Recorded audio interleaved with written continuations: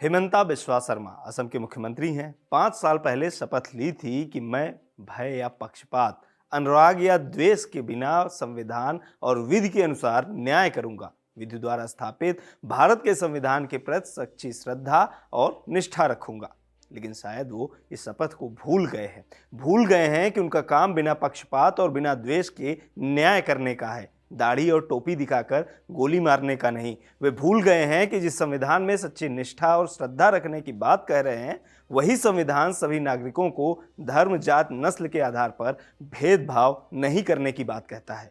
ऐसा न होता तो आखिर हिमंता चुनाव से ठीक पहले एक के बाद एक खुलकर सांप्रदायिक तनाव बढ़ाने वाले और एक समुदाय के खिलाफ बयानबाजी क्यों करते। जिस व्यक्ति की जिम्मेदारी राज्य में सांप्रदायिक सौहार्द बढ़ाने की होनी चाहिए, वही खुद सांप्रदायिक तनाव बढ़ाने में लगा हुआ है। कभी मियां मुसलमानों को जानबूझकर परेशान करने का खुला ऐलान करते हैं, तो कभी पॉइंट ब्लैंक शूट करते वीडियो शेयर करते हैं। क्या है ये पूरा मामला? हिमंता बिस्वा शर्मा मुसलमानों को पॉइंट ब्लैंक रेंज से क्यों शूट करने का वीडियो डाल रहे हैं और इस वीडियो पर किस तरह की प्रतिक्रिया आई है, सब आपको बताएंगे इस वीडियो में। नमस्कार, मेरा नाम गौरव श्यामा पांडे है और आप खबर गांव देख रहे हैं। मार्च अप्रैल में असम में चुनाव होने हैं। आने वाले कुछ दिनों में चुनाव आयोग इसका ऐलान भी कर सकता है। बतौर मुख्यमंत्री हिमंता बिस्वा शर्मा अपना 5 साल का कार्यकाल पूरा करने वाले हैं। अगले 2 महीनों में चुनाव होने हैं और इससे पहले हिमंता बिस्वा शर्मा विवादित और नफरती बयान देने का या सांप्रदायिक ध्रुवीकरण करने का कोई मौका नहीं छोड़ रहे हैं। बीते दिन यानी 7 फरवरी को असम बीजेपी के ऑफिशियल एक्स हैंडल से एक विवादित और आपत्तिजनक वीडियो शेयर किया गया, जिसमें हिमंता बिस्वा शर्मा प्रतीकात्मक तौर पर मुसलमानों को शूट करते हुए दिखाई दे रहे हैं। एयर राइफल चलाते हिमंता का फुटेज असली है, बाकी का हिस्सा एआई से बनाया गया है। इसमें टोपी पहने और दाढ़ी वाले लोगों को गोली लगते दिखाया गया है। वीडियो का कैप्शन है पॉइंट ब्लैंक शूट, यानी बिल्कुल करीब से गोली मारी गई। इतना ही नहीं, असमिया भाषा में विदेशियों से मुक्त असम, तुम पाकिस्तान क्यों नहीं गए, कोई रहम नहीं यानी नो मर्सी जैसी चीजें भी लिखी हुई हैं। असम बीजेपी के इस विवादित वीडियो पर बवाल शुरू हो गया। विपक्षी दलों ने घेरना शुरू किया। कांग्रेस महासचिव केसी वेणुगोपाल ने मोदी सरकार और बीजेपी को घेरते हुए कहा कि मोदी सरकार जनसंहार को बुलावा दे रही है। उन्होंने कहा, बीजेपी के एक ऑफिशियल हैंडल ने एक वीडियो पोस्ट किया जिसमें अल्पसंख्यकों को निशाना बना के पॉइंट ब्लैंक मर्डर करते दिखाया गया है। यह कुछ और नहीं बल्कि एक जनसंहार को बुलावा है, एक सपना जो इस फासिस्ट सरकार ने दशकों से देखा है। यह कोई मामूली वीडियो नहीं है जिसे ट्रोल कंटेंट समझकर नज़रअंदाज किया जाए। यह ऊपर से फैलाया गया जहर है और इसके नतीजे भुगतने होंगे। आगे उन्होंने कहा कि इस बात की कोई उम्मीद नहीं है कि नरेंद्र मोदी इसकी बुराई करेंगे या इसके खिलाफ एक्शन लेंगे, लेकिन न्यायपालिका को एक्शन लेना चाहिए और इस मामले में कोई नरमी नहीं दिखाई जानी चाहिए। कांग्रेस के ही राज्यसभा सांसद इमरान प्रतापगढ़ी ने सीधे प्रधानमंत्री नरेंद्र मोदी से सवाल पूछा। उन्होंने लिखा, प्रिय प्रधानमंत्री जी, आपका दुलारा मुख्यमंत्री अपने चुनावी विज्ञापन में सीधे मुसलमानों के सीने पर जो गोली मार रहा है, वो दरअसल संविधान की छाती पर मार रहा है।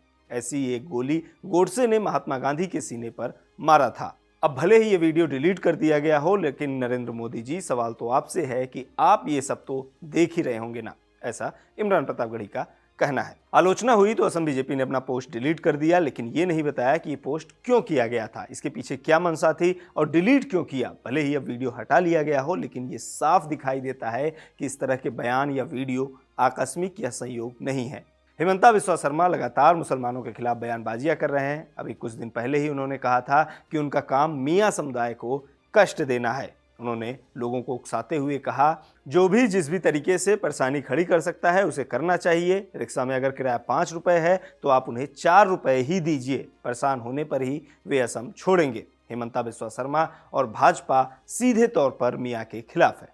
ऐसा हिमंता बिस्वा शर्मा का कुछ दिन पहले बयान आया था। मुख्यमंत्री बनने के बाद या कहे कांग्रेस से भाजपा में आने के बाद हिमंता बिस्वा शर्मा के ज्यादातर बयान मंदिर, मस्जिद, मुसलमान, मौलवी, मदरसों के बारे में ही होते हैं। उससे पहले वे सांप्रदायिक सौहार्द की बातें किया करते थे। आरएसएस से लेकर नरेंद्र मोदी तक को देश के लिए खतरा बताते थे। मुख्यमंत्री बनने के बाद हिमंता ने दावा करना शुरू किया कि 2041 तक असम मुस्लिम बहुल राज्य बन जाएगा और ये भी कि उनके रहते ऐसा नहीं होने देंगे। वे असम विधानसभा में ऐसे कई कानून लेकर आए जिसे विपक्ष ने अल्पसंख्यक समुदाय की धार्मिक आजादी पर हमला बताया। उसे लेकर विधानसभा में हिमंता और विपक्षी नेताओं के बीच बहस भी खूब हुई। हिमंता ने कहा कि हम तुम्हें असम पर कब्जा नहीं करने देंगे। 2011 की जनगणना के मुताबिक असम में करीब 35% मुसलमान हैं।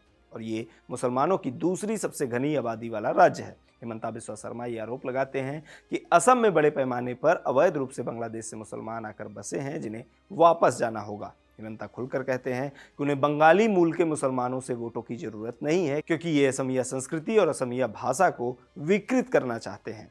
हिमंता असम की तमाम समस्याओं के लिए भी बंगाली मुसलमानों को जिम्मेदार बताते हैं। बाढ़ आई तो बाढ़ जिहाद, सब्जी महंगी हो गई तो सब्जी जिहाद, लव जिहाद, ऑनलाइन जिहाद, जमीन जिहाद जैसी तमाम चीज़ों का जिक्र वे कर चुके हैं।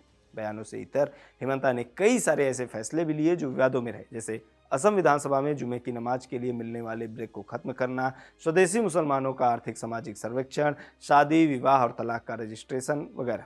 हिमंता सरकार ने 1200 मदरसों को बंद कर सरकारी स्कूल में बदलने का फैसला भी किया, जिस पर काफी बवाल हुआ। 2021 में मुख्यमंत्री बनने के बाद हिमंता ने बेदखली अभियान शुरू किया। जुलाई 2025 में हिमंता ने दावा किया कि राज्य की 10 लाख एकड़ जमीन पर अवैध बांग्लादेशियों और संदिग्ध व्यक्तियों ने कब्जा कर रखा है। उन्होंने एक एक इंच जमीन खाली कराने का वादा किया और कहा कि पिछले 4 साल में करीब 25,000 एकड़ जमीन अवैध अतिक्रमण से मुक्त कराई जा चुकी है।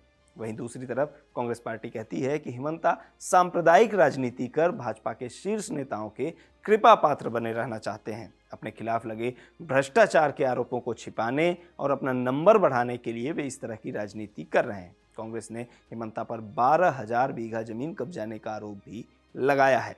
खैर, चुनाव है, आरोप प्रत्यारोप की राजनीति होती रहेगी, लेकिन जिस तरह से संवैधानिक पदों पर बैठे लोग एक समुदाय के खिलाफ आपत्तिजनक बयान दे रहे हैं, उकसाने या डराने धमकाने वाला बयान दे रहे हैं, उसे किसी भी लिहाज से सही नहीं ठहराया जा सकता।